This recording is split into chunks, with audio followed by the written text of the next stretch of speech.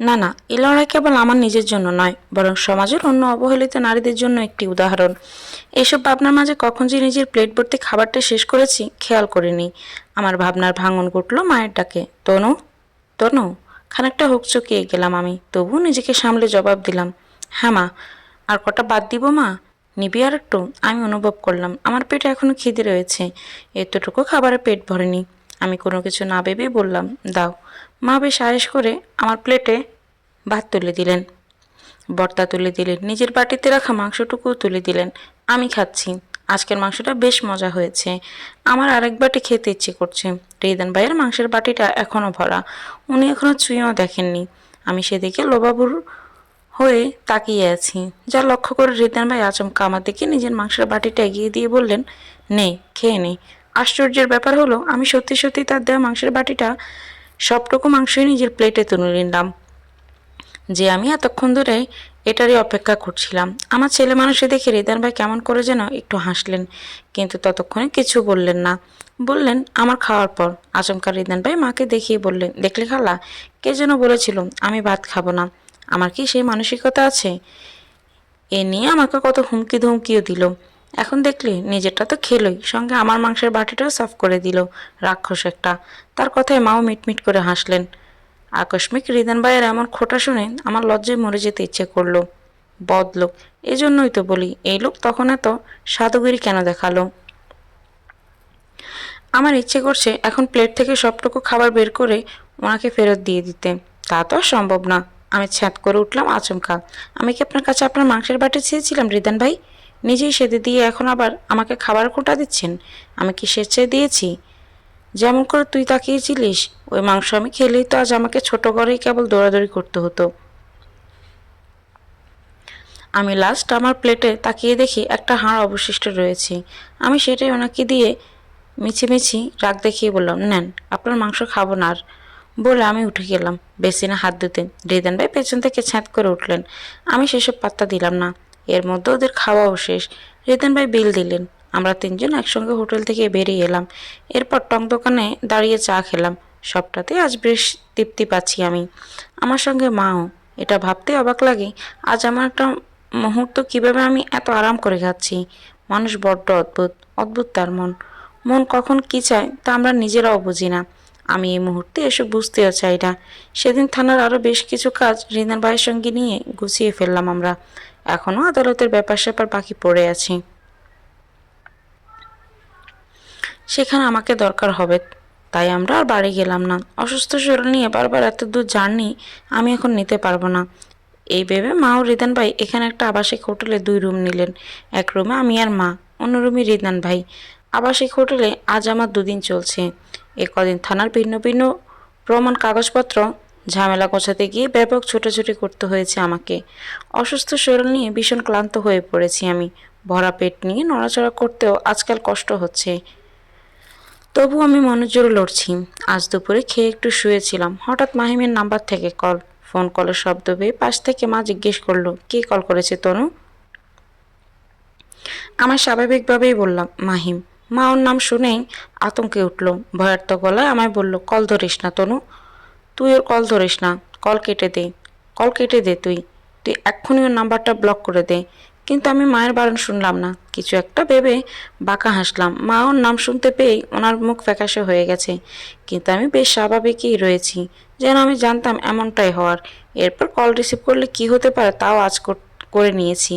মা আমার দিকে তীক্ষ্ণ চোখে তাকিয়ে আছে। আমার ভাবসাব দেখে তার চোখে বিস্ময়, মুখে কোথাও শব্দ নেই। আমি আবারও হাসলাম।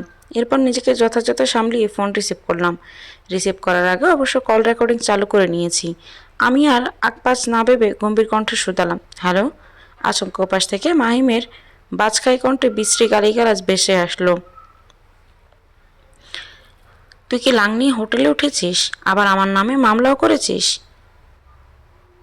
তোর এত সাহস কীভাবে হলো? মুখ সামলে কথা বল মাহিম। তুই আমার সাহসের এখনো কিছুই দেখিসনি। তোর সাহস দেখার আগে আমি তোকে দুনিয়া থেকে বিদায় করবো তনয়া। ভালোই ভালোই কথা বলছিলাম আমি, তুই যখন শুনিসনি। এবার তোর তেজ আমি ছোটাবো, দেখিস। তোর কোন বাপের পরামর্শে আমার নামে মামলা করেছিস? তোর বড় বড় বাপেরা মিলেও মাহিম চৌধুরীর এক গোছা চুলও ছিঁড়তে পারবে না। তোর টাকার লোভ হয়েছে, আমার সম্পত্তির ওপর লোভ হয়েছে, তাই না? তোকে আমি জাস্ট খুন করে ফেলবো, খুন করে দিব। আমি নিঃশব্দে নিবৃতে ওর কল কাটে দিলাম। ওর বিশ্রী কথাবার্তা, হুমকিমূলক কথাবার্তার ভয়েস রেকর্ডটা সেই সঙ্গে মোবাইলে সেভ করে ফেললাম। এই জিনিস আমার মামলাকে আরও একটু শক্তপোক্ত করতে সাহায্য করবে। আমি তৎক্ষণাৎ মাহিমের নাম্বারটা চিরতরের জন্য ব্লক লিস্টে যুক্ত করলাম। ওর বিশ্রী গালিগালাজগুলো এখনও আমার কানে বাজছে। সেই সঙ্গে শরীরটাও ঘিন ঘিন করছে ঘৃণায়। ভাবতেই আজ নিজের প্রতি করুণা হয়। এরকম একটা অসভ্য জানোয়ারকে এককালে ভালোবেসেছিলাম আমি। ছি, আজ আমাকে ওর গালিগালাজগুলো হজম করতে হলো ভবিষ্যৎ প্রজন্মকে ভেবে। এই যে আমি পাল্টা প্রতিক্রিয়া দেখাতে গিয়েও দেখাইনি, পাছে আমার প্রমাণটা যদি নড়বড় হয়ে যায়। আমি জানতাম থানা থেকে নোটিশ পাঠালে কিংবা মাহিমের কানে মামলার খবর পৌঁছালে সে আমাকে কল করবে। হলো তাই, আমার লক্ষ্য এবার সাকসেস। তবুও আমি কিছুক্ষণ থমথমে অবস্থায় বসেছিলাম। আমার নির্বিকার ভঙ্গি ভাটা পড়ল মায়ের ডাকে, তনু, ও তনু। কি বলল রে মাহিম? আমি তৎক্ষণাৎ নিজেকে সামলে নিয়ে মাকে এড়িয়ে গেলাম। মা জানার জন্য এখন উসখুস করছে, কিন্তু আমি কিভাবে বলবো মাকে? আমার প্রেমিক পুরুষ আমাকে, আমার যে প্রেমিকার অবসন আচার আচরণ সচরাচর প্রকাশ করতে পারি না কাউকে। প্রেমেরা হারিয়ে সম্পর্ক যখন বিষাদে ভরে ওঠে, তখন চুপে চুপে কত কথা আমরা গিলে ফেলি লোকের ভয়ে। আমিও তার বিপরীত নই। মায়ের থেকে নিজেকে লুকালাম কৌশলে। আমি হাতড়াতে থাকলাম মূল জায়গাতে। মাহিমের বলা কল রেকর্ডও সেদিনের সালিশিতে বসা সকল কথোপকথন আমি বুদ্ধি করে নিজের ফোনে লুকিয়ে রেকর্ড করে নিয়েছিলাম। সেগুলো মিলিয়ে আজ আমি থানায় দারোগাকে পাঠিয়ে দিলাম।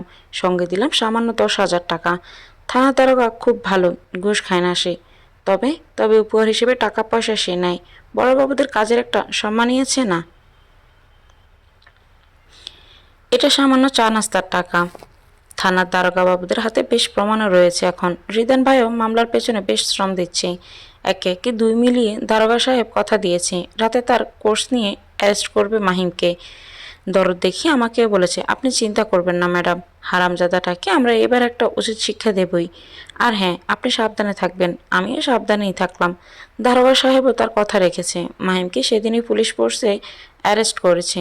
জেলখানাতে মাহিমের বেশ কিছুদিন কেটেছে। থানার সকল ফর্মালিটি পূরণ করে আমাদের মামলা উঠেছে এবার আদালতে। জজ সাহেব বিচারকের আসনে বসে আছেন। আমাদের দুপক্ষের দুজন উকিল তর্ক বিতর্ক করছেন। মাহিমকেও কাঠগড়ায় দাঁড় করানো হয়েছে আজ। তার পক্ষে বড়সড় লোক একজন আছে। এলাকার চেয়ারম্যান সাহেব এসেছে, আমার সতীনও এসেছে, তার সঙ্গে আরও কয়েকজন। তারা আমাকে নিয়ে বাঁকা দৃষ্টিতে তাকাচ্ছেন। এদিকে আমার পক্ষে কেবল একজন উকিল, আমি, আমার মা ও রিদান ভাই। আমাদের উকিলটা বেশ কাজের। উনি রিদান ভাইয়ের বন্ধু, জায়ান আহমেদ। রিদান ভাইয়ের কথাতেই আমাদের হয়ে আইনিভাবে লড়ছে সে। আদালতের এক পর্যায়ে সব দিক দিয়ে প্রমাণিত হতে যাচ্ছিল মাহিম অপরাধী। তাকে জজ সাহেব ও উকিল সাহেব অনেক প্রশ্ন করলো। প্রথম প্রথম মাহিম তালবাহানা করলেও পরবর্তী রায়ের দিন তার সাফ সাফ কথাই, ইউর অনার, আমি তনয়ের সঙ্গে সংসার করতে ইচ্ছুক নই। আমি তার দেনা পাওনা পরিশোধ করে তাকে ডিভোর্স দিতে চাই। এরপরও আদালত আমাকে যে শাস্তি দিবে আমি মাথা পেতে নিতে প্রস্তুত। কেন সংসার করতে চান না? উনি আপনার অনাগত সন্তানের মা। আপনার সন্তানের ভবিষ্যৎ কি? আমার সন্তানের ভবিষ্যৎ আমি। তার ভরণ পোষণের দায়িত্ব আমার। কিন্তু তার মায়ের দেনা পাওনা পরিশোধ করার পর তার কি হবে তার দায়ভার আমার নয়। তাছাড়া এ বিয়েটা আমি আমার প্রথম স্ত্রীর অনুমতি নিয়েই করেছিলাম। কিন্তু এখন আমাদের বনিবনার মিল নেই। আমরা আলাদা হতে চাই। এর মধ্যে আমি বাদশেদে বললাম, মহামান্য আদালত, মাহিম মিথ্যে বলছে। উনি ওনার প্রথম স্ত্রীর অগোচরে আমার সঙ্গে চিটিং করে আমাকে বিয়ে করেছেন। উনি আমার আর আমার অনাগত সন্তানের সঙ্গে প্রতারণা করেছে। আমার কথার পিঠে সতীন বলল, ইওর অনার, আমি মাহিমের প্রথম স্ত্রী নুহা বলছি। আমার স্বামী আমার অনুমতি নিয়েই দ্বিতীয় বিয়ে করেছে। ওনার দ্বিতীয় বিয়েতে আমার কোনো আপত্তি ছিল না। আমি হতবাক হয়ে রইলাম কিছুক্ষণ। একজন নারী হয়েও উনি অপরাধকে চাপা দিয়ে স্বামীর পক্ষ নিয়ে আদালতে মিথ্যে বলল। এর মধ্যে আমার পক্ষের উকিল ব্যঙ্গ করে ওনাকে বললেন, আপনি এতই উদার মনের মানুষ মিস নুহা। আপনার স্বামী আপনার কাছে দ্বিতীয় বিয়ে করার জন্য অনুমতি চাইল, আর আপনি আপনার সতীন আনতে অনুমতি দিয়ে দিলেন। বাদীপক্ষের উকিল জায়ান আহমেদকে বাধা দিয়ে বলল, অবজেকশন ইউর অনার, এটা মাহিম ও নুহার ব্যক্তিগত ব্যাপার। জায়ান আহমেদ তাদের ব্যক্তিগত বিষয়ে হস্তক্ষেপ করতে চেয়ে লোকসম্মুখে তাদের হেনস্থা করতে চাইছে। ওদের দুজনের মধ্যে তর্ক বিতর্ক হতে যাচ্ছিল। আচমকা জজ সাহেব তার হাত ঘুরিয়ে গোটা কয়েক শব্দ করে বললেন, সাইলেন্ট প্লিজ। আদালত ঠান্ডা হলো। আবারও অনুমতি নিয়ে জাহান আহমেদ আদালতকে প্রমাণ দেখিয়ে আমার সতীনকে জিজ্ঞেস করলো, মিস নুহা, সেদিন চেয়ারম্যানের সালিসির বৈঠকে আপনি তো বলেছিলেন যে আপনি আপনার সতীন সম্পর্কে অবগত নন। আমার কাছে সেটা যথাযথ প্রমাণও রয়েছে। নুহা বেশ চমকালো। এরপর আবারও অপরাধীর মতো আরেক মিথ্যে শুরু করে দিল, খুব কৌশলে। প্রথমেই আমি আদালতের কাছে ক্ষমা প্রার্থী। হ্যাঁ, আমি সেদিন নিজেদের মানসম্মান বাঁচাতে আমি আমার সতীনকে অস্বীকার করেছি। কিন্তু আমি আর আদালতে দাঁড়িয়ে মিথ্যে বলতে চাই না। আমি অবাক হয়ে সেদিন কেবল অনুভব করেছি একজন নারী একজন নারীর বড় শত্রু। আর যদি নুহা তার স্বামীর পক্ষ না নিয়ে অন্যায়ের পক্ষ নিত, সমাজের একজন অপরাধী কঠিন শাস্তি পেত। আদালতের কাছে চিহ্নিত হতো একজন ঠকবাজ প্রতারক। কিন্তু হায় আফসোস, আজও আমাদের সমাজের নারীগুলো স্বামীতে অন্ধভক্ত।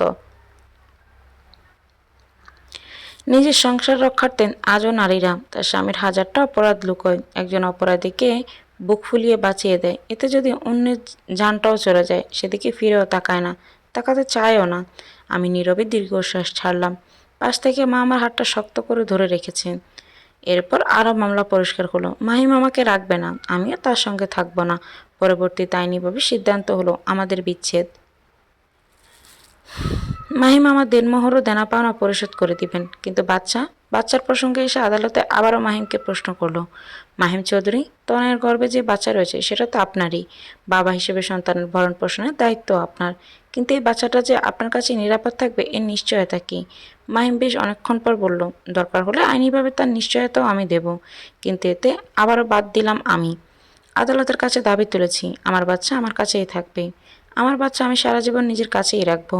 তাকে আমি কাউকেই দেব না। আমি যেখানে থাকবো আমার বাচ্চা সেখানে থাকবে। কিন্তু আইনিভাবে একজন বাচ্চার অধিকার প্রথমে তার বাবার দিকে এগিয়ে দেয়। নির্দিষ্ট একটা সময়ের পর বাবা যদি নিজের সন্তান নিজের কাছে রাখার দাবি আদালতে তোলে, সেক্ষেত্রে মায়েরা চাইলেও বাচ্চা নিজেদের কাছে রাখতে পারে না। কিন্তু আমাদের ক্ষেত্রে সেরকমটা হলো না। মাহিম এই বাচ্চা নিজের কাছে রাখার অনীহা দেখালো। আমার সতীনও অন্যের বোঝা নিয়ে সংসারে নিতে রাজি নন। অগত্যা আমার দাবি আদালতে লিখিতভাবে নিলেন। অবশেষে আমাদের ডিভোর্স লেটারও রেডি হলো, স্বাক্ষরও হলো। গল্পের আসল লেখিকা মাহিমাজ লাস্ট শুনানিতে আমার দেনমোহর সহ 3 মাসের ভরণ পোষণের খরচ জমা দিল। এছাড়াও বাচ্চা হওয়ার আগ অবধি আমার চিকিৎসা ভরণ পোষণের যাবতীয় খরচ তার। এছাড়াও বাচ্চা আমার কাছে থাকলেও সে তার পিতার সম্পত্তির উপর অধিকার রাখবে। সবশেষে নানাবিধ অপরাধে মাহিমকে আদালত দিল 6 মাসের কারাদণ্ড ও জরিমানা। যদিও শাস্তি আরও বেশি হওয়ার দরকার ছিল, কিন্তু ক্ষমতার টাকার ফাঁকফোড়ন থেকে আদালত তাকে অল্পতেই বাঁচিয়ে নিল। জায়ান আহমেদ কিছু করতে চেয়েও পারল না। আদালতে এরপর আর তার হাত নেই। আজ আমি এটুকুই সন্তুষ্ট থাকলাম এই ভেবে, মানুষের আদালতে ফাঁকফোড়ন থাকে, কিন্তু আল্লাহর আদালতে কোনো ফাঁকফোকর নেই। সেখানে প্রতিটি কাজের সঠিক বিচার হয়। তুমি ঠিক ততটুকুই পাবে যতটুকু তোমার প্রাপ্য, হোক তা সুখের পুরস্কার কিংবা শাস্তির কঠিন বোঝা। সেই বিশ্বাস রেখে আমি দুহাত উঁচিয়ে একজন অপরাধীকে আল্লাহর নিকট সঁপে দিব। আমার প্রতিটা দীর্ঘশ্বাস ওর দিকে অভিশাপ হয়ে ফিরবে। হ্যাঁ হ্যাঁ, ফিরবেই। আমি হাসলাম তৃপ্তিতে। ভাগ্যিস আমাদের একজন রব আছেন। অবশেষে আমি আমার সংসারটা লিখিতভাবে হারালাম। বাচ্চা ভূমিষ্ঠ হওয়ার সঙ্গে সঙ্গে আমাদের তালাক কার্যকর হবে। আমি সেই সময়টার সবুরও করলাম না। সে কবে মন থেকে একজন প্রতারককে তুলে ফেলেছি, এমনভাবে তুললাম যে আমার ঘৃণাতয় সেই পুরুষের নামটাও থাকবে না। আমি এও জানি আমি তাকে ছাড়াই বাঁচব, ভালো থাকবো এবং একজন বিপ্লবী নারী হব, যাকে দ্বিতীয়বার ভাঙতে আসলে সেই পুরুষ 100 বার ভাববে। বেশ কিছুদিন পর নিজের শহরে ফিরছি আমরা। আমি আর আমার মা বাসের এক সিটের পাশাপাশি, রিদান ভাই অন্য সিটে বসেছে। বাস চলছে। বাসের জানালার পাশে সিটটাতেই বসে আছি আমি। বাইরে সন্ধ্যার আলো আধারী রাস্তার ল্যাম্পপোস্টের মৃদু আলো আমাকে অবচেতনভাবে অন্য জগতে নিয়ে যাচ্ছে। আমার এক হাতে ব্যাগ, অন্য হাতটা অবহেলা জানালার ধারে রেখে বাইরে তাকিয়ে আছি। শীতল হাওয়া জাপটা মুখ ছুঁয়ে যাচ্ছে, কিন্তু আমি টের পেলাম আমার চোখে এক ভীষণ স্থিরতা। ভেতরটাতেও কেমন দুমড়ে মুচড়ে মূর্ছা হয়ে যাচ্ছে। তবুও আমার মনের ভেতরটা এক প্রকার মুক্তির স্বাদ, আবার গভীর এক শূন্যতা। সম্পর্কের জটিলতা থেকে নিজেকে মুক্ত করে আজ আমি একটু হালকা অনুভব করছি।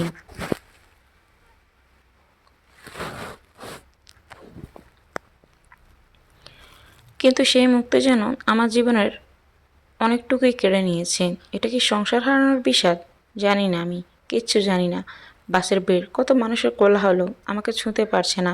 আমি ভাবছি সব হারিয়েও কি কিছু পাওয়া যায়? হয়তো যায়। নিজেকে নিয়ে নতুন করে বাঁচার স্বপ্ন আজ প্রথমবারের মতো আমার চোখে ভেসে উঠেছে।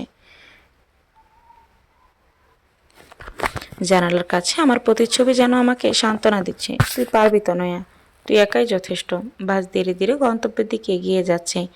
আমার হৃদয়ের ভাঙা অংশগুলো নতুন করে নিজেকে গড়ে তোলার জন্য প্রস্তুত হচ্ছে। আচমকা ফোনের ভাইব্রেশনে কেঁপে উঠলাম আমি। তন্নি কল করেছেন। আমি অনাগ্রহের সাথে কল ধরলাম। ওপাশ থেকে ভেসে আসছে বড় খালার কণ্ঠ। হ্যালো তনু। বড় খালাদের বাসাতেই এতদিন থেকেছে তন্নি। মা একা একা এক ফ্ল্যাটে রাখিনি ওকে। বড় খালাই তন্নির ফোন থেকে কল করেছে আমায়।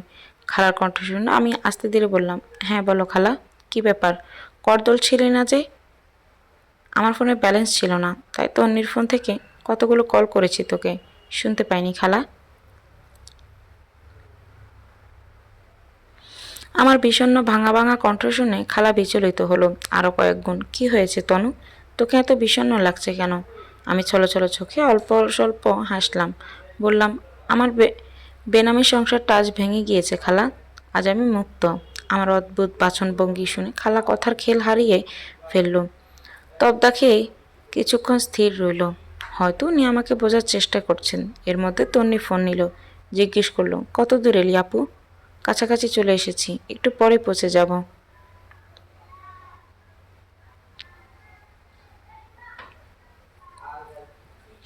ফোন রাখলাম, আমার কথা বলতে ইচ্ছে করছে না এখন। ঠিক আছে আপু, সাবধানে থাকিস, নিজের খেয়াল রাখিস। আচ্ছা, রাখবো। তন্নি এরপরও কল কাটলো না। আমায় পুনরায় কণ্ঠে দরদ মিশিয়ে ডাকলো, আপু শোনো। কি? বেঈমানরা তোমার জীবনের গল্পে একটি অধ্যায়, পুরো গল্প নয়। তাদের জন্য তুমি থেমে যেও না, মন খারাপ করো না। তারা তোমাকে ভেঙে ছুড়ে দিয়ে আবারও শক্তিশালী হতে শিখিয়েছে। তুমি নিজেকে শক্ত রেখো, সামনে এগিয়ে যাও। সত্যিকার অর্থে যে মানুষগুলো তোমার, তারা তোমার নতুন পথ চলার অপেক্ষা করছে। ওর কথা শুনে আমি আনমনেই হাসলাম। আমার ছোট্ট বোনটা কি খুব বড় হয়েছে? কেমন ভারী ভারী কথা বলছে। মনে হচ্ছে এই তো সেদিন স্কুলের গণ্ডি পেরিয়ে সবে কলেজে ভর্তি হয়েছিল তন্নি।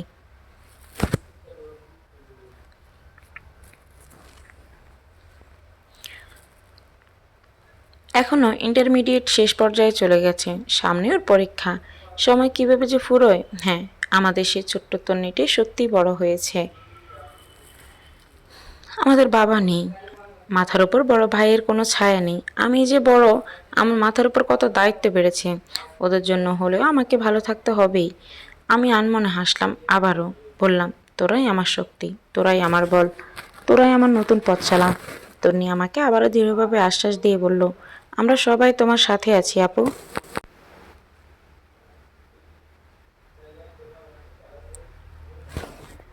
তুমি পারবে আপু, তুমি পারবে। আমি ভরসা পেলাম। কল কেটে দিয়েছি এরপর। আচমকা ক্লান্তিতে ধরেছে শরীর ও মন।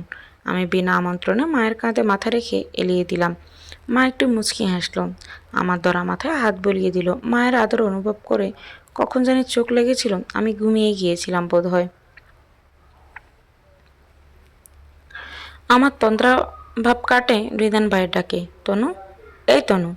আমি আচমকা ডাকে হুক চকিয়ে গেলাম। বললাম, কি হয়েছে? কি হয়েছে? পৌঁছে গেছি আমরা। রিদান ভাই এতটুকু বলে ঝড়ের বেগে আবার কোথাও অদৃশ্য হলো।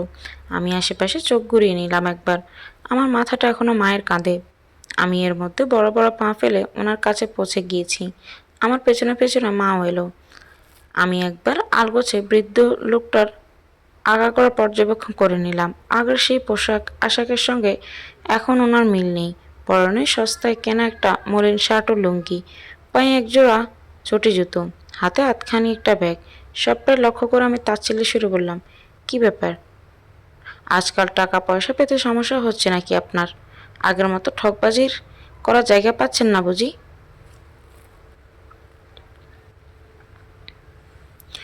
লোকটা হঠাৎ মাথা নিচু করে নিল। আগে পেছে কিছু না ভেবে দ্রুত আমার থেকে উল্টো রাস্তা ধরে হাঁটা দিল।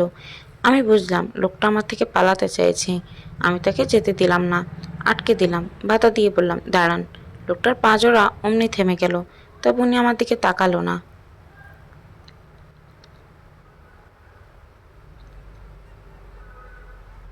আমি সেসবে মাথাও ঘামালাম না, বরং মনের সবটুকু রাগ উগলে দিয়ে ওনাকে জিজ্ঞেস করলাম, জানেন আমার সংসারটা আজ ভেঙে গেছে। লোকটা একটুও চমকালো না এতে, বরং হেলদুহীনভাবে বলল, যাওয়ারই ছিল। এতে কি যে রাগ হলো আমার। উনি এমন ভাব করলো যেন এতে উনি অনেক খুশি হয়েছে। লোকটার মুখোমুখি হয়ে আমি আগের থেকে দ্বিগুণ তেজ নিয়ে বললাম, কিভাবে পারলেন, কিভাবে পারলেন আপনি এই কাজ করতে?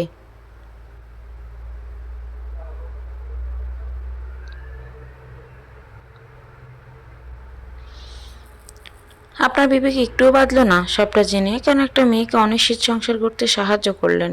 আপনি না বাবা, তবুও কেন একটা মেয়েকে সবাই মিলে ঠকালেন? পেটের দায়ে, পেটের ক্ষুধার যন্ত্রণায় থাকলে মাথার বিবেকের তাড়না থাকে না, মানে তাই বলে এমন একটা কাজ করবেন?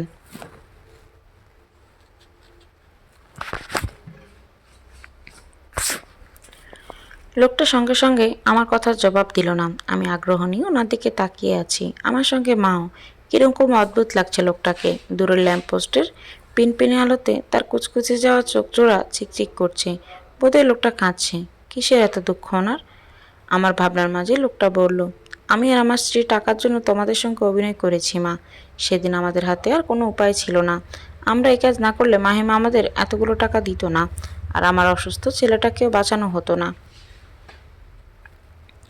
আমার কাছে আবারও সবকিছু পরিষ্কার হলো। লোকটা মিথ্যে বলছে না, তার চিকচিক করা অশ্রুসিক্ত চোখ জোড়া তার সাক্ষী। আমি কিছুক্ষণের জন্য বাসাহীন, বিতৃষ্ণা চোখে তাকিয়ে আছি সামনের দিকটাতে। এর মধ্যে মা বলল, যতই হোক তাই বলে মানুষ ঠকানো কোনো ভালো কাজ নয়। আপনি যে কোনো উপায়ে আমাদের একবার জানাতে পারতেন সবটা। সেদিন যদি আপনি আমাদের কিছু একটা আঁচ দিতেন, আজ আমার মেয়েটার সংসারটা ভাঙতো না, আমার ফুলের গায়ে এত আঁচড় লাগতো না। সেদিনই কাঁটা থেকে রেহাই পেত আমার ফুলটা। আমার মেয়েটা যা হারিয়েছে, যে যন্ত্রণা সহ্য করেছে, এর এক একটা দীর্ঘশ্বাসের পেছনে আপনিও কোনো না কোনোভাবে দায়ী।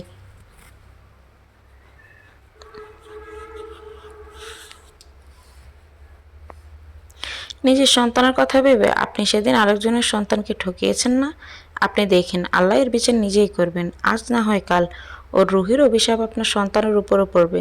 লোকটা অদ্ভুত স্বরে হাসল কিছুক্ষণ, এরপর প্রাণহীন গলায় শুধালো, সে অভিশাপের আর দরকার হবে না আপা। প্রকৃতি ভোলে না কারো ঋণ।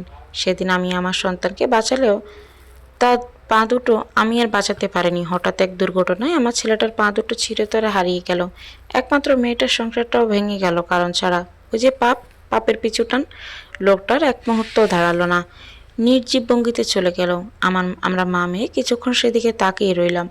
মানুষটাকে আমাদের আর শাস্তি দেওয়ার দরকার হলো না। ওই যে লোকটার ভেতরের অপরাধ বোধটাই হলো তার আত্মার শাস্তি।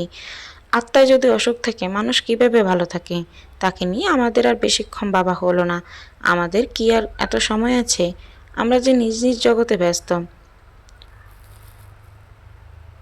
রিদান ভাই এলে কোত্থেকে যেন রিক্সা নিয়ে, সঙ্গে এনেছে দুটো কাটা ডাব। আমার হাতে একটা দিল, মায়ের হাতে একটা দিল। আমরা এতক্ষণ বড়ই জল তেষ্টা লেগেছিল, লোকটা বুঝি খেয়াল করেছিল। এত রাতে ডাব পেল কই? আমি এত শত না ভেবে ডাবের পানিটা তৃপ্তি করে খেয়ে নিলাম। রিদান ভাইকে আর একটু আগের ব্যাপারটা জানালাম না। লোকটা বড়ই গাঁটতারা, ওনাকে চিনলে ঝামেলা করবে। অতৃপ্ত মানুষটাকে আমি আর অশান্তি পোহাতে দিলাম না। তার প্রতি আমার আর কোনো রাগ অনুরাগ নেই। আমার পাওনা যে আমার রব নিজে আগেই পুষিয়ে দিয়েছেন। নিশ্চয়ই রব সর্বশ্রেষ্ঠ বিচারক। রবের নিকট সকল কাজের ন্যায় বিচার পাওয়া যায়। আমি পাবো, এই ভেবেই মনটা ফুরফুর হয়ে গেছে আমার। এরপর সময় নষ্ট করলাম না, আমরা রিক্সায় চড়ে বাসায় এলাম। আমাদের সঙ্গে ব্যাগপত্র নিয়ে রিদান ভাইও এসেছে। উনি থাকবে না, যদিও একটু পরে বোধহয় চলে যাবে নিজ বাসাতে। বাসায় আমি ফুরফুরে মেজাজে এলেও আমার মেজাজের রদবদল হলো কিছুক্ষণের মধ্যেই। আমাদের উপস্থিতি টের পেয়েই মানুষজনের হামলা শুরু হলো। আশেপাশের ফ্ল্যাটের ভাবি এলো, চাচিরা এলো। ওরা আমায় কেউ কেউ দেখলো বাঁকা চোখে, কেউ বা আমার জন্য দুঃখে পেল। আমি যদিও ওসব দেখছি না, ভাবছিও না, কিন্তু পাশের বাসার ভাবি দরদ দেখিয়ে মনে করিয়ে দিচ্ছেন যে উনি এলো আমার রুমে পাশে বসে বলল, ডিভোর্সটা তবে হয়ে গেল তোর। আমি ঠান্ডা স্বরে প্রত্যুত্তরে বললাম, শুনেছো যখন আবার জিজ্ঞেস করছো কেন? এতটুকু যেন আমার দোষ হয়ে গেল। ভাবি বসা থেকে উঠে দাঁড়ালো, খ্যাক করে উঠলো, ও জিজ্ঞেস করাতেই বুঝি আমার দোষ হয়ে গেছে। আমি তার কথাতে পাত্তা দিলাম না, না শোনার মতো ফোন হাতে নিয়ে বসে রইলাম। এতে ভাবির কথাতে সুবিধা হলো না। অধৈর্য হয়ে ডিভোর্সের প্রথম দিনে ভাবি আমায় খোঁটা দিল, ডিভোর্সি তেজ কত, এই তেজের কারণে স্বামীর ঘর ছাড়া হতে হয়েছে। কথাটা ভাবে বিড়বিড় করে বলল, আমি শুনে নিয়েছি। আমি তাকে তারপরও কিছু বললাম না। কিছু কিছু সময় চুপচাপ থাকাই ভালো। ভাঙা মানুষের দুর্বল পয়েন্ট ধরে অনেকেই পুনরায় ভাঙতে আসবে। আর তখন যদি তারা অপর মানুষের কাছে সুবিধা পেয়ে বসে, তাহলে আর তার রক্ষা নেই। এক জীবন অতিষ্ঠ করে মানুষ আর তাকে বাঁচতে দেবে না। কিন্তু আমি তো বাঁচতে চাই, আমার পেটে বেড়ে ওঠা সন্তানটাকে বাঁচাতে চাই। তাই চুপ রইলাম। যার তার কথা কানে তুলতে নেই, এতে ওরা নিজেদের গুরুত্বপূর্ণ ভেবে বসবে, কিন্তু আমি তো ওদের গুরুত্ব দিচ্ছি না। দীর্ঘ জার্নিতে শরীর ক্লান্ত লাগছে আমার। আমি কোনো কথাবার্তা ছাড়াই রুমের লাইট অফ করে শুয়ে পড়লাম। ভাবি অমনি সুরসুর করে চলে গেল। আমি হাসলাম তার অপমানিত হওয়া ভোঁতা মুখটা দেখি। রাজ্যের ক্লান্তি চোখ বন্ধ করে আমি ভাবতে লাগলাম, এই জায়গাটা আমার ছেড়ে দেওয়া উচিত। মানুষের মগজ বুঝে চলা ভালো। চলার পথে কিছু বিকৃত মানুষের সঙ্গে দূরত্ব বাড়ানো উচিত। এতে মানসিক শান্তি অক্ষত থাকে। এই সমাজের কাছে আমি এখন ডিভোর্সি। ওদের কাছে আমি বড়ই ঠুনকো। আমার দাম নেই কানা করিও। ওরা সুযোগ পেলে আমাকে বারবার ভাঙতে আসবে। আমিও বারবার মনোবলের হেই হারিয়ে ফেলবো। আমাকে আমার অতীত পিছু ডাক দেবে। নিজের সম্মান, নিজের দাম রক্ষার্থে হলেও এই শহরের জায়গাটা আমার পাল্টে ফেলা উচিত।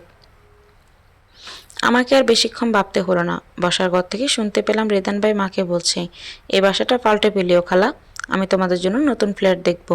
মাও তার সঙ্গে সহমত হলো। অমত করল না। রিদান ভাই বিচক্ষণ মানুষ। এক প্রহরেই বুঝে গিয়েছে এই বাসাটা এখন আর আমার জন্য শান্তির জায়গা নয়। নতুন জীবন, নতুন বাসায় কাটছে বিন্দাস। সবার আয়ু থেকে আমাদের 6টা মাস চলে গেছে। আমার নতুন ঘরে নতুন মেহমানের জন্ম হয়েছে। আমার দুঃখের ঘরে সুখের ছোঁয়া। আমার রাজকুমারী, হ্যাঁ, আমার গর্ভে থেকে একজন কন্যা সন্তানের জন্ম হয়েছে। সে পৃথিবীতে আসার সঙ্গে সঙ্গে তার বাবা আমার জন্য নিষিদ্ধ পুরুষের খাতায় উপযুক্ত হয়েছে। আমার কন্যার বাবা নেই। জন্ম থেকে সে আর 5টা শিশুর মতো বাবার ছোঁয়া পায়নি। তাকে কখনো তার বাবা ছুঁতেও পারবে না। আমি ছুঁতে দেবেও না। আমাদের মা মেয়ের জীবন মাহিম নামক মানুষটি কোথাও থাকবে না। সে আছে আমার ঘৃণাতে, আমার অভিশাপে। আমি মনে করি তার বাবা মা সবটাই এখন আমি। তাকে নিয়ে দিব্যি আনন্দে এখন যাচ্ছে আমার দিন। আমার কন্যাটা ভূমিষ্ঠ হওয়ার পর থেকেই পৃথিবীটাও যেন নতুন রূপে আমাকে চুম্বন করতে শুরু করেছে। তার ছোট্ট হাত দুটি যখন আমার আঙুলে ছোঁয়, তখন মনে হয় যেন পৃথিবীর সব কিছু ভুলে আমার এই মুহূর্তটাকে বিশেষ করে তুলেছেন। ছোট্ট একটা প্রাণ, যে আমার কাছে পৃথিবীর সবচেয়ে মূল্যবান রত্ন। তার হাসি, কান্না সব কিছু আমার এক নতুন পৃথিবীর সূচনা। মাতৃত্বের প্রতিটি দিন কষ্টের হলেও তার প্রতি মুহূর্তে ভালোবাসা আর দায়িত্বের গোপন শক্তি আমাকে এগিয়ে নিয়ে যায়। এই সন্তান আমার অজানা শক্তি, আমার অমৃত। তার মাঝে আমি এত এত সুখের সন্ধান খুঁজে পাওয়াতে আমি তার নাম রেখেছি সুখ। ও আমার শুধু সুখ নয়, সুখ পাখি। আমি তাকে নিজের মতো পুষে বড় করব। পৃথিবীর সকল কিছুর সঙ্গে আমি তাকে পরিচিত করব। আমি আমার কন্যাকে দুঃখ চেনাবো, সুখ চেনাবো, ক্ষুধা চেনাবো, বাস্তবতা চেনাবো, যাতে আমার মতো একই ভুল আমার কন্যা না করে। তাকে ঘিরে আমার হাজারটা কল্পনা জল্পনা। অদ্ভুত এই আনন্দের মাঝে আমার কাঁধে দায়িত্বটাও বেড়েছে। সে ছাড়াও আমার পাশে মা রয়েছে, ছোট বোন রয়েছে। বড় হওয়ার সুবাদে তাদের দায়িত্ব আমার। ছোট বোনটা বড় হচ্ছে, সামনে তার পরীক্ষা, এরপর বিয়ে শাদিরও একটা ব্যাপার আছে। এতগুলো মানুষ নিয়ে বসে আর কতকাল খাওয়া যায়। আমার মাথার উপর যে বাবার ছায়া নেই। আমার বটবৃক্ষটা হারিয়ে গেছে সে কবেই। রেখে গিয়েছে পেনশনের সামান্য কিছু টাকা। আমার বাবা স্কুল মাস্টার ছিল কিনা, মা ওটা দিয়ে রয়ে শুয়ে চলছে। আমি ভাবছি কি করা যায়। আমি এর মধ্যে বিভিন্ন জায়গায় চাকরির জন্য দরখাস্ত করেছি, কিন্তু ভালো ফলাফল আসেনি এখনো। যা এসেছিল সে অল্প বেতনে আমার পোষাবে না। এ নিয়ে আমি একটু চিন্তিত বটে। ভালো চাকরি পাওয়ার সুযোগ নেই আমার। অনার্স কমপ্লিট হতে এখনো আমার 1.5 বছর বাকি। আমার পড়ালেখা শেষ হয়নি এখনো। মাত্র ইন্টারমিডিয়েট সার্টিফিকেট দিয়ে ভালো চাকরি পাওয়াটা বিলাসিতা। আমি কি যে করি, যতই হোক লেখাপড়াটা চালিয়ে যেতে হবে। এর মাঝে যে কোনো একটা কাজ করাও সময়ের দাবি হিসেবে দাঁড়িয়েছে আমার জন্য। কোনো দিকে উপায়ন্ত না পেয়ে বসন্তের এক বিকেলে মাকে বললাম, ভালো চাকরি তো পাচ্ছি না মা, কি করব বলো তো। মা অনেকক্ষণ ভেবে বলল, তোর জন্য এখন চাকরি পাওয়াটা মুশকিল হয়ে যাবে। চাকরি খোঁজা বাদ দিয়ে কোচিং সেন্টার খুলতে পারিস। শহরে এটা ভালোই চলবে। আমি ভেবে দেখলাম মায়ের আইডিয়াটা খারাপ না। আমি সেই মোতাবেক এগোলাম। বাসার কাছাকাছি একটা ঘর ভাড়া নিলাম। সেখানে খুলে ফেললাম কোচিং সেন্টার। অনলাইন থেকে শুরু করে শহরের আনাচে কানাচে ছাপিয়ে দিলাম আমার সুখ কোচিং সেন্টার। এর বার্তা শিশু থেকে শুরু করে ইন্টার পড়ো স্টুডেন্টকে আমি পড়াতে পারবো। শুরুতে আমি হাতে গোনা কজন শিক্ষার্থী নিয়ে শুরু করলাম আমার এই যাত্রা। বাচ্চা মায়ের কাছে রেখে আমি আমার সবটুকু শ্রম আর মেধা এখানে ঢেলে দিলাম। আমি নিজের সর্বস্ব চেষ্টা দিয়ে স্টুডেন্টদের পড়াতাম, যার ফলে ওরা ভালো রেজাল্ট করতো। খুব অল্প সময়ের মধ্যে চারপাশে আমার সুনাম বাড়তে লাগলো। ধীরে ধীরে মানুষজন আমার কোচিং সেন্টার চিনতে লাগলো, ভিড় বাড়লো। এরপর আর কখনো আমাকে স্টুডেন্ট নিয়ে ভাবতে হয়নি। সৎপথে সাফল্য রয়েছে, পরিশ্রমী সেই সাফল্যের চাবিকাঠি, যা একদিন সুন্দর ফল দেয়। আমি এই মন্ত্রে বিশ্বাসী। আমি নিজের লক্ষ্যে অটুট রেখে পরিশ্রম করতে লাগলাম। খুব শীঘ্রই সে ফল পেতে লাগলাম। আমি কয়েক ব্যাচে ভাগাভাগি করে এখন স্টুডেন্ট পড়াতে হয় আমাকে। আমাকে এতে হেল্প করেছে তন্নিও। এর মধ্যে ওর ফাইনাল পরীক্ষা শেষ হয়েছে। এখন তন্নি আমার সেন্টারে ছোট বাচ্চাদের পড়ায়। খুব অল্প সময়ের মধ্যে আমাদের দু বোনের একটা গতি হয়েছে। এখন আর কাল কী খাবো, বাসা ভাড়া কীভাবে জোগাবো করব, বাচ্চার খরচ কিভাবে চালাবো, এ নিয়ে ভাবতে হয় না আমাদের। আমাদের এই সাফল্যের সবচেয়ে সুখী আমার মা। মা তার সবটুকু দিয়ে আমাদের পাশে থেকেছে, সব কাজে সাপোর্ট করেছে। আমি টের পেলাম বাচ্চা, মা, বোন নিয়ে মানসিক শান্তির কমতি নেই আমার। আমার দুনিয়া ঝলমল করছে ওদের ছোঁয়ায়। এরপর আর আমাকে পেছনে ফিরে তাকাতে হয়নি। সেবার এক বিকেলের কথা। যথারীতি বিকেলে কোচিং সেন্টারে বসে আমি বাচ্চাদের পড়াচ্ছিলাম। আচমকা কোত্থেকে যেন এলো রিদান ভাই। সে মাঝে মধ্যে প্রায় সময় পেলে আমাদের এখানে আসে, বাচ্চাদের সঙ্গে কথা বলে, ঘুরে যায়। এবার এসেছে বেশ কিছুদিন পর। তাও আমি তাকে দেখে আগ্রহ দেখালাম না। আমি যথারীতি তাকে এড়িয়ে যাই, এড়িয়ে চলি। আজও গেলাম। এতে অবশ্যই রিদান ভাইয়ের কিছু যায় আসে বলে মনে হয় না। তার আচরণ স্বাভাবিক। রিদান ভাই বাচ্চাদের সঙ্গে কথা বলে আমাকে এক প্রকার হুমকি করলো, আমায় একটা রং চা খাওয়াতো তনু। আমি একবার বেশ গম্ভীর কণ্ঠে বললাম, চা আপনি নিচে গিয়ে খেয়ে আসুন রিদান ভাই, এটা আমার পড়াবার জায়গা, বাসা নয়। এখানে আমি চা নাস্তা নিয়ে বসে থাকি না। রিদান ভাই কিছুক্ষণ আমার দিকে ব্রু উঁচিয়ে চেয়ে রইল, আর কিছু বলল না। আমি সেসবে আগ্রহ দেখালাম না। রিদান ভাই বসে রইল আমার কোচিংয়ের একটা চেয়ারে। আমার বাচ্চাদের পড়ানোর টাইম শেষ। আমি তাদের ছুটি দিলাম, ওরা চলে গেল। রিদান ভাই তাও বসে আছে। বিরক্ত হলাম আমি। মানুষটা কি এখানে আজীবন থাকার কথা ভাবছে? আমি এক পর্যায়ে বললাম, যাচ্ছেন না কেন? আমি এখানে থাকলে অসুবিধা কি তোর? রিদান ভাইয়ের পাল্টা প্রশ্নে আমি আবারও বললাম, অবশ্যই আমার অসুবিধা আছে। আপনি চলে যান রিদান ভাই, আর কখনো এখানে আসবেন না। রিদান ভাই সঙ্গে সঙ্গে কিছু বলল না। অনেকক্ষণ পর বলল, এক্ষুনি চলে যাব? আর একটু বসি। বসে কি করবেন? আমার আরেক ব্যাচ পড়ানো বাকি, ওরা চলে আসবে, আপনি চলে যান। বারবার আমাকে চলে যেতে বলিস কেন তনু? তোর কি মনে হয় আমি এখানে বসে ঘুমোতে এসেছি? অনেক কাজ ফেলে এখানে এসেছি। আসছেন কেন? আমি কি আসতে বলেছি আপনাকে? রিদান ভাই আমার কথা পাত্তা দিল না। বলল, তোর একটু সময় হবে, বের হবে একটু আমার সঙ্গে? আমি তার দিকে আর তাকালাম না। উল্টো দিকে ফিরে বললাম, না। যদিও আমার হাতে এখন অনেকখানি সময়। পরবর্তী ব্যাচের স্টুডেন্টরা আসতে এখনও 30-40 মিনিট বাকি। যতই হোক, সমাজের কাছে আমি একজন ডিভোর্সি নারী। ডিভোর্সি নারীদের কত শত দোষ। এরা কাজের জন্য যদি কোনো পুরুষের সঙ্গে কথা বলে, সমাজের মানুষ সেটাও বাঁকা চোখে দেখে। সেখানে রিদান ভাই বড়ই বেপরোয়া। আজকাল কেমন কেমন করে তাকায় সে আমার দিকে। তার গভীর চোখে চোখ রাখার মতো দুঃসাহস আমার হয় না। আমি কোনো বদনামের ভাগিদার হতে চাই না। আমার কল্পনা ভিন্ন, বাস্তবতা ভিন্ন। যতই আমি প্রতিবাদী আর সাহসী নারী হই, এই সমাজে আমি করেছি বাস। এখানকার সঙ্গে তাল মিলিয়ে আমাকে থাকতে হয়। আমার সম্মান আমাকেই ধরে রাখতে হবে যে। আমার থেকে কাঙ্ক্ষিত উত্তর না পেয়ে রিদান ভাই উঠে দাঁড়ালো। পকেট থেকে কিছু চকলেট বের করে টেবিলে রাখলো। গম্ভীর কণ্ঠে একবার আমায় শোধালো, সুখের জন্য এনেছিলাম। এরপর আর এক মুহূর্ত দেরি করলো না। রিদান ভাই বাইরে বের হলো। এই জিনিস সে প্রায় করে। সুখকে খুব স্নেহ করে রিদান ভাই। কিন্তু চকলেট আদৌ সুখের জন্য? আমার বাচ্চা মেয়ে, সে কি চকলেট খাবে? তাকে আমি এসব কখনোই দিই না। তবু ওর বয়স 6 মাস থেকেই রিদান ভাই আসলে ওর নামে চকলেট নিয়ে আসে। কারণ কি? এই কারণ ভাবতে চাই না আমি। আমার ভাবনার মাঝে রিদান ভাই অনেক দূর চলে গেল। আমি তাকে পেছন থেকে ডাক দিলাম, রিদান ভাই। রিদান ভাইয়ের পা থেমেছে, কিন্তু লোকটার পেছনে ফেরেনি। আমি চাপা দীর্ঘশ্বাস ছেড়ে বললাম, আপনি আর কখনো এখানে আসবেন না রিদান ভাই, এমনকি আমাদের বাসাতেও না। রিদান ভাই প্রত্যুত্তরে কিছু বলল না, এমনকি আমার দিকে তাকালো না। এলোমেলো পায়ে আমার চোখের সামনে থেকে অদৃশ্য হলো।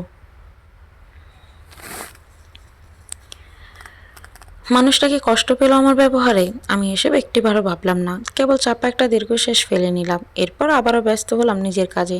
আজ শুক্রবার, আমার ছুটির দিন। এই দিনটাতে সুখের সঙ্গে আমি কাটাই। মেয়েটা সপ্তাহে একদিন মাকে কাছে পেয়ে ছাড়তেই চায় না।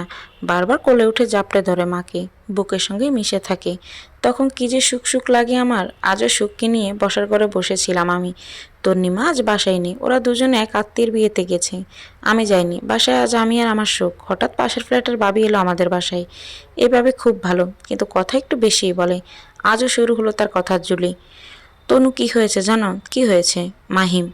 মাহিম নামটা শুনতে পেয়ে রক্ত গরম হয়ে গেল আমার। আমি তাকে মাঝপথে থামিয়ে দিয়ে চেঁচিয়ে বললাম, আমার সামনে এই নামটা কখনো উচ্চারণ করবেন না ভাবি। কতবার নিষেধ করেছি আপনাকে। জগতের একটাই নাম যা আমি ভীষণ ঘৃণা করি।